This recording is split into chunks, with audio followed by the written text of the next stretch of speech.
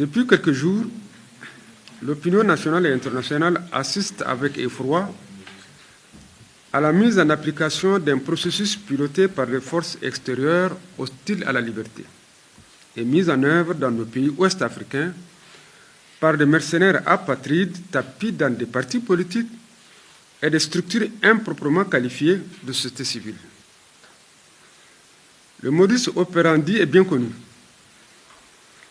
Les forces extérieures forment et financent des acteurs politiques de la société civile qui font feu de tout bois pour contester les régimes démocratiquement élus, pour ouvrir ainsi la voie à la remise en cause de l'ordre démocratique.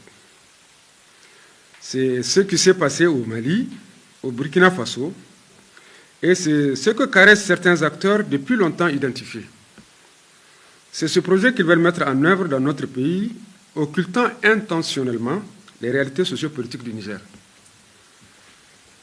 Ainsi, ils harnachent et servent au peuple quotidiennement une rhétorique populiste et trompeuse boostée par de multiples fake news afin de constituer une rampe de lancement à la déstabilisation de la République. Les multiples demandes de marches, de meetings et les grèves sans fondement qui se multiplient cachent mal ce projet fourbe, antinational et antidémocratique.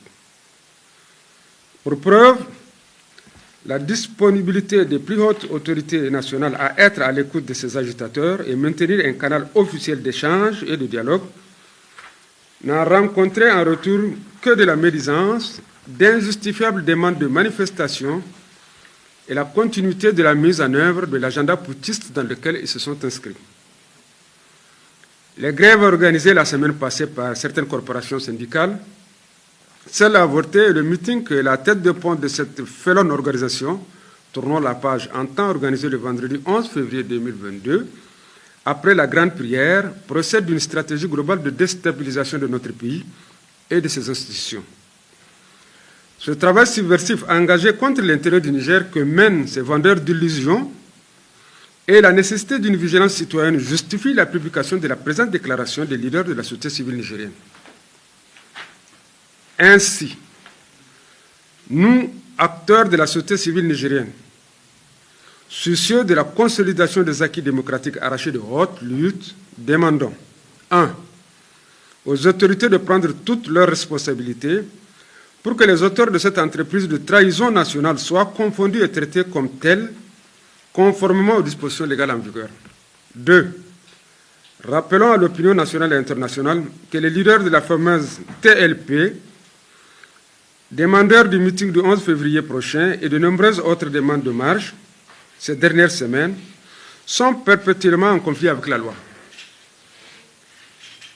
Pour preuve, ils sont actuellement en liberté provisoire en raison de la poursuite engagée à leur encontre en 2020. Ils avaient été investigateurs d'une manifestation illégale qui a débouché sur la mort de 3 paisibles citoyens au marché de Tagabati le 14 mars 2020. Paix à leur âme. 3. La société civile nigérienne républicaine tient également à informer l'opinion que la propagande anti-française menée par ces mercenaires de TLP et apparentés ne vise qu'à fragiliser nos États, faire place à des régimes antidémocratiques et introduire sur nos sols des mercenaires criminels d'un pays bien connu pour sa frilosité quant au respect de la démocratie, des libertés individuelles et collectives. Au regard de tout ce qui précède, nous demandons aux autorités compétentes d'interdire purement et simplement ce regroupement subversif que les mercenaires de Tournons la page projettent d'organiser le 11 février 2022 et toute autre initiative entrant dans le cadre de ce schéma de déstabilisation. Enfin, nous appelons tous les Nigériens à se mobiliser pour faire face à toutes les vérités visant à porter atteinte à notre pays et d'être les sentinelles de notre démocratie.